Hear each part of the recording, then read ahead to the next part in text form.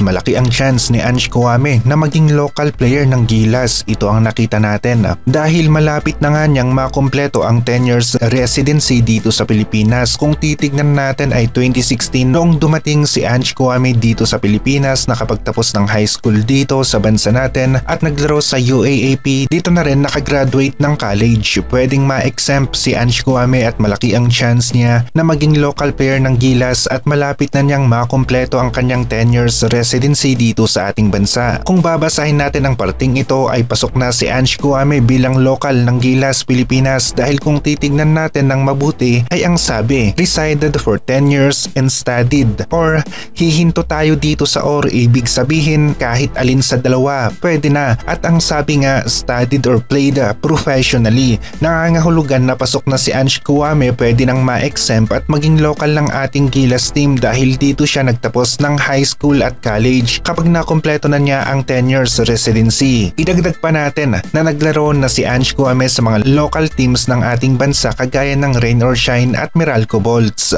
Kapag si Ange Kouame ay hindi pa nga pinayagan ng FIBA na maging local player ng Gilas kapag nakumpleto na niya ang huling requirement niya, ang 10 years residency, ay dito na natin masasabi na medyo hindi tayo pinapaboran ng FIBA. Pero para sa atin, hindi biro yung sakripisyo ni Ange Kouame, yung kagustuhan talaga niya na maging local player ng Gilas, yung dedikasyon na manatili sa bansa para maglaro dito. Nakakatiyak naman tayo na kikilalanin ito ng FIBA at gagawin ngang local player si Ange Kouame ng Gilas kapag nakumpleto na ang kanyang 10 years residency. May lakas ang laro na ipinapakita ni Ange Kouame sa loob ng paint, merong size o lapad ang kanyang katawan at height na halos nasa 7 feet at yung strength nga rin niya hindi nahuhuli o tumatapat sa strength ng ibang dekalidad na mga sentro. Makikita nga natin ang Ange Kouame kay Soto AG Edu sa FIBA World Cup at wala na ngang dahilan pa ang FIBA para i-deny si Ange Kouame kapag nakumpleto niya ang 10 years residency dahil hindi biro ang 10 taon na paghihintay ng isang manlalaro. Matinding patience o pasensya ang kailangan para magawa ito. Nakita naman natin na sa ngayon ay patuloy nga ang pag-apila ng SBP sa FIBA. Sa kaso naman ni QMB,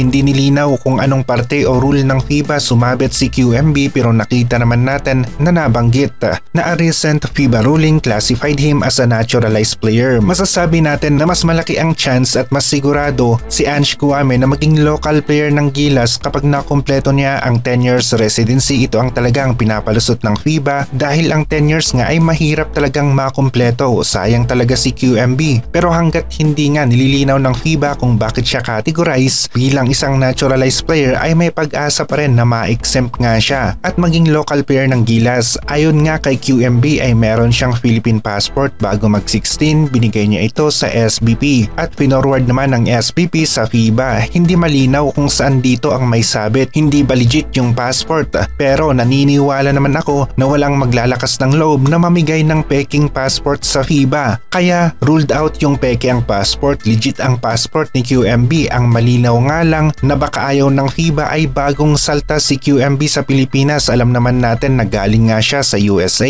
Sa nakikita natin, mas binibigyan ng halaga ng FIBA ang tagal ng paninirahan ng isang player sa bansa na kung saan niya gustong maglaro para mabigyan siya ng exemption kagaya ni Garyaga ng Chinese Taipei. Kaya mas sigurado talaga si Ange Kouame na maging local player ng Gilas next year, kung hindi naman kaya ay sa 2027 dahil dito siya nakatapos ng high school hanggang sa college at matagal pa na nanirahan dito sa Pilipinas.